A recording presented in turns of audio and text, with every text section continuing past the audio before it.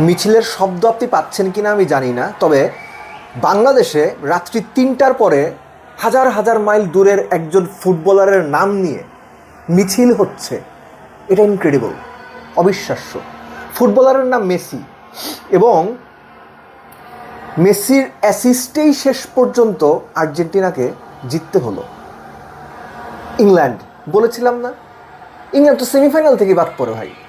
Nations লিগে বাদ পড়ছে, ইউরোতে বাদ পড়ছে, 2018 বিশ্বকাপে বাদ পড়ছে, 1990 বিশ্বকাপে বাদ পড়ছে, 1990 ইউরোতে বাদ পড়ছে। আর কত শুনবেন?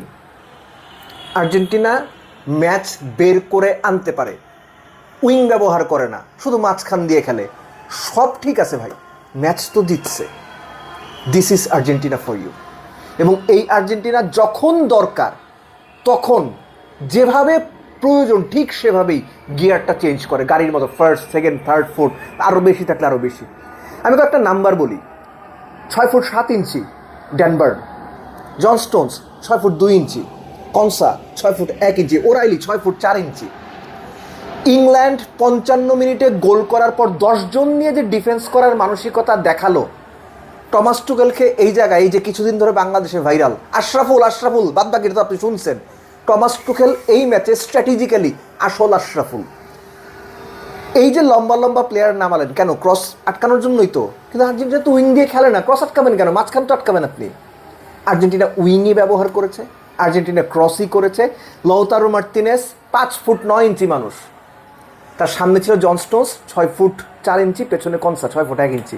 মাঝখান থেকে হেড করে গোল করে দিল, দুইজন তালগাছের মাঝখান দিয়ে। ঠিক অ্যালেক্সিস ম্যাকালিস্টারও একই কাজ করেছিল। এটা অ্যাবিলিটির ব্যাপার ভাই। পিন পয়েন্ট ক্রসটা জায়গা মতো গিয়ে পড়বে, এবং ওই অ্যাবিলিটি খরচ করে বা ওই অ্যাবিলিটি কাজে লাগিয়ে গোলটা করতে হবে। গোল করে ম্যাচ জিতিয়ে দিয়েছেন আর্জেন্টিনা ফাইনালে। Argentina Spain final. আমি 55 মিনিটের পর ডিফেন্সিভ স্ট্র্যাটেজির কথা বলছিলাম ইংল্যান্ডের। ভুল স্ট্র্যাটেজি, খুবই ভুল স্ট্র্যাটেজি। কেননা আপনারা দেখেছেন এই দলটা 2 গোলে পিছিয়ে থেকে ম্যাচ জেতে। আপনারা দেখেছেন এই দলটা 2 গোল বারবার সমতায় ফেরার পরও ম্যাচ জেতে। আপনারা দেখেছেন এই দলটা সবশেষ ম্যাচটাও অলমোস্ট একই ফ্যাশনে জিতেছে। সো আপনি আইডিয়ালি প্রায় 35-40 মিনিট আর্জেন্টিনাকে 10 জন নিয়ে ডিফেন্ড করে আটকে রাখবেন, এটা কেন চিন্তা করলেন আমি জানি না। I do feel sorry for the English players. ভুল স্ট্র্যাটেজি তাদের ম্যাচ হারার কারণ। ইংল্যান্ড প্লেড রিয়েলি ওয়েল, কিন্তু আর্জেন্টিনা যখন প্রয়োজন, আবারও বলছি, ঠিকঠাক কাজটা করে দিয়েছে। এবং ম্যাচের যে সমতায় ফেরানো গোলটা 1-1, এনজো ফার্নান্দেস। আমার মনে পড়ে 2018 বিশ্বকাপে রাশিয়াতে ফ্রান্সের বিপক্ষে angle Di Maria almost similar জায়গা থেকে গোল করেছিলেন, অলমোস্ট সিমিলার টাইপে। আপনার এনজোরটা ছিল হচ্ছে একটু ডান দিক থেকে, আর ডি মারিয়াটা ছিল বাম দিক থেকে। এই যে গোলটা, এই গোলটা যখন হয়ে গেল কত 85 মিনিটে, এই গোলটা যখন হয়ে গেল না, তখন এই ম্যাচে একটা দলই জেতার জন্য ফেভারিট, এবং সেটা টাই ব্রেকারে না গিয়ে দ্যাট ওয়াজ আর্জেন্টিনা। এবং ওই জায়গাতে ইংল্যান্ড ট্রিকটা মিস করে গেছে, হেভিলি মিস করে গেছে। আর এর আগে পরে যদি আমরা বলি, এই যে ক্রস করার যে ব্যাপারটা, আর্জেন্টিনা জানে যে সব লম্বা ডিফেন্ডাররা ইংল্যান্ডের বক্সটা সামলাবেন বা রক্ষা করবেন, তারপরে তারা ক্রস করার ওই ক্যালকুলেটিভ রিস্কটা নিয়েছে। অ্যালেক্সিস ম্যাকালিস্টার একটা বারে মেরেছে, আরেকটা বারে মেরেছে সেটা শ্যুট করে। নিকো গঞ্জালেস দুর্দান্ত একটা হেড করেছিলেন, পিকফোর্ড দুর্দান্ত, আরও দুর্দান্ত সেভ করেছেন। সো আর্জেন্টিনা গোলটা খাবার পর তাদের যে মোটিভ ছিল দ্যাট ওয়াজ প্রিটি ক্লিয়ার। ভাই আমি ডিফেন্স উঠাই ফেলবো, আমি পারেদেসে উঠাই ফেলবো, আমি করে লেফট উইংয়ে খেলাবো, আমি ইংল্যান্ডের ডিফেন্স তছনছ করে উইং থেকেই অ্যাটাক করে, যেটাতে বলা হচ্ছিল আর্জেন্টিনার সবচেয়ে দুর্বলতার জায়গা, সেটা ব্যবহার করেই গোল করার চেষ্টা করবো। আর্জেন্টিনা ঠিক সেটাই করেছে, জয়সূচক গোলটা সেভাবেই এসেছে। সো আর্জেন্টিনা যা করতে চেয়েছে মোস্ট ইম্পর্টেন্টলি এই ম্যাচে, সেটা তারা করতে পেরেছে। অন্তত ম্যাচটা জেতার জন্য যা যা করা দরকার। আর আইডিয়ালি আগের দিকে যদি দেখেন যে ইংল্যান্ডের যে গোলটা, ট্রানজিশনে আর্জেন্টিনাকে ধরে দেওয়ার যে প্ল্যানটা ছিল, সেটা তারা দারুণভাবে এক্সিকিউট করতে পেরেছে। এবং এখানে আমি দায় দেবো অবশ্যই নহুয়েল মলিনার।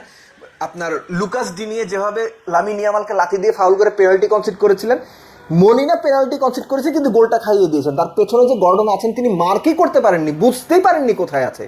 That was a serious mistake. Match জিতলেও ভুল তো ভুলই।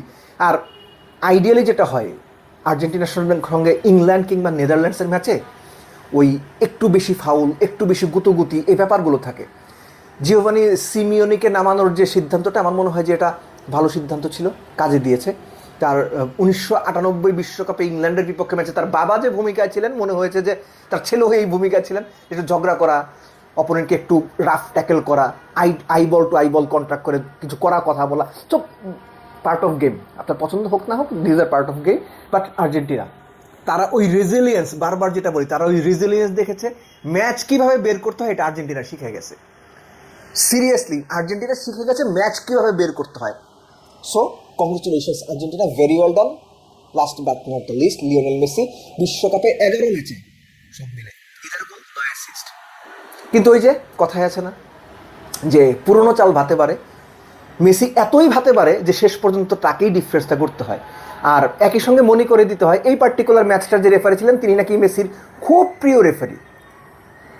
সো এই ম্যাচে কি তর্ক করার, কিংবা এই ম্যাচে পার্টিকুলারলি যদি এরকম মনে করা হয় যে কন্ট্রোভার্সি করার কিছু আছে, সেটা কি খুঁজে পাওয়া যাচ্ছে?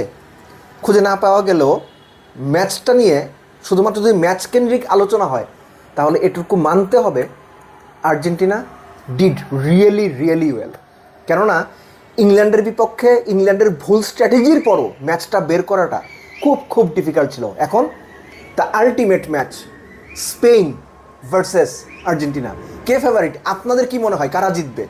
মেসি থাকলে আর্জেন্টিনার চান্সটা সবসময়ই থাকবে।